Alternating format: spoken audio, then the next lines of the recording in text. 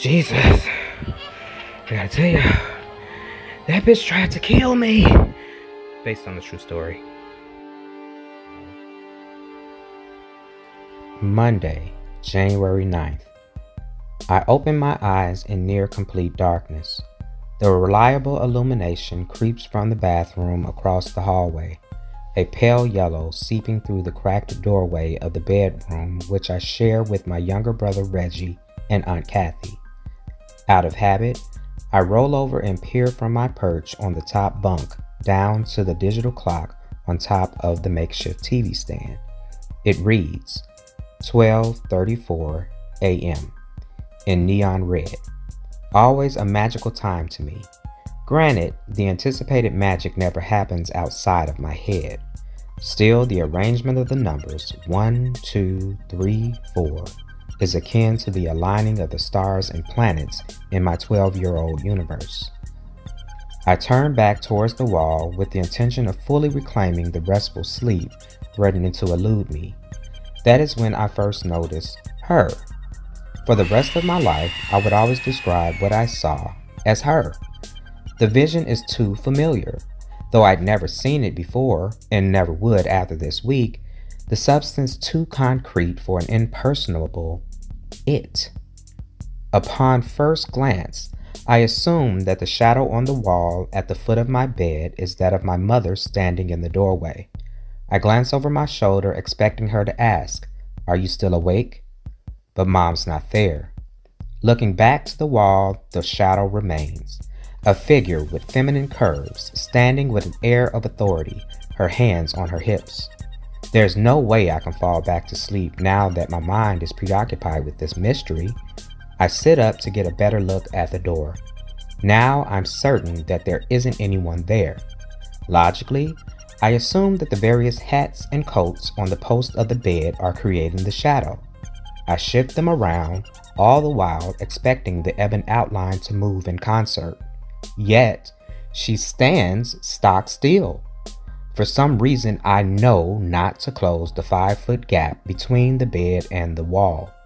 Drowsiness and shame overpower fear and curiosity, and I soon fall back to sleep.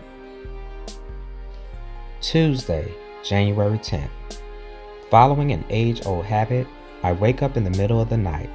Surprisingly, I hadn't thought on the weirdness of the previous night until this particular moment.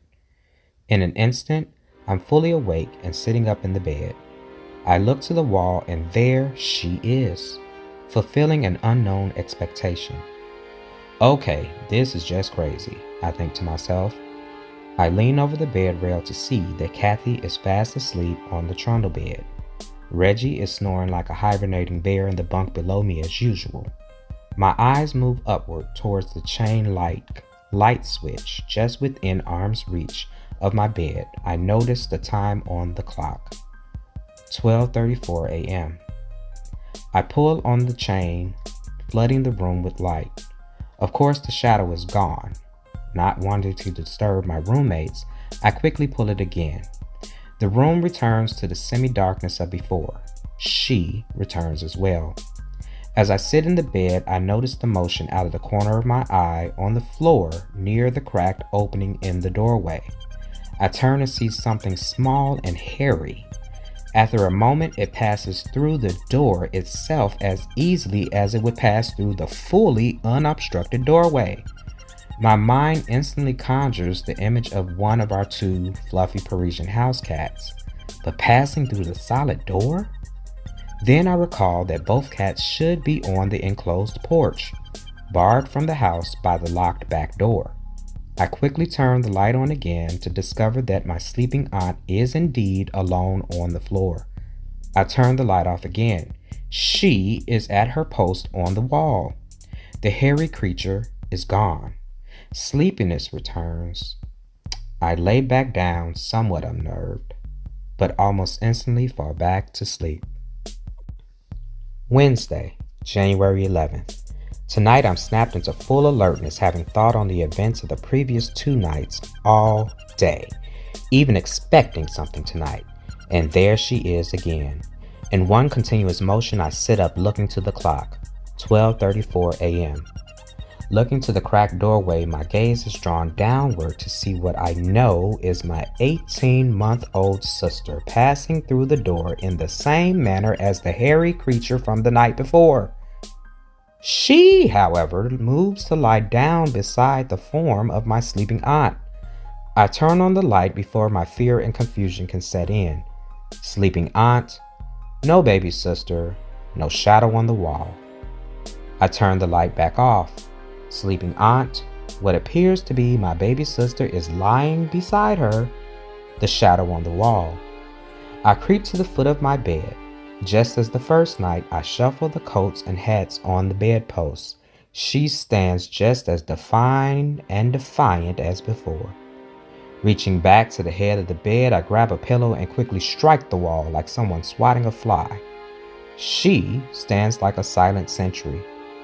I consider waking Kathy, but what would I tell her? There's a shadow on the wall. Watch out for the baby ghost. I pull the covers over my head and pray for sleep to wash over me. Were you up late the last couple of nights? I asked my mother the next day as we rushed through our morning routine. She's dressing my baby sister for the day. I think I went to the bathroom late one of those nights, she replies, not really paying any attention to the question. Did you come into our room? No. She looks up from her task with a frown. Did you have a bad dream or something? Yeah, something like that. Wow, exclaims Kathy, entering the bedroom that evening. You guys finally cleaned up in here.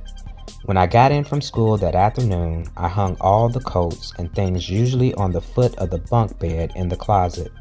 I put away all the Transformers, Legos, stuffed animals, and other regular residents of the bedroom floor. All of our shoes were moved to their proper place on the shoe tree hanging behind the bedroom door. The doorway was completely cleared away. He even cleaned up in the bathroom, says my mother, following Kathy into the room. Yeah, I answered. I figured it might help us all sleep better.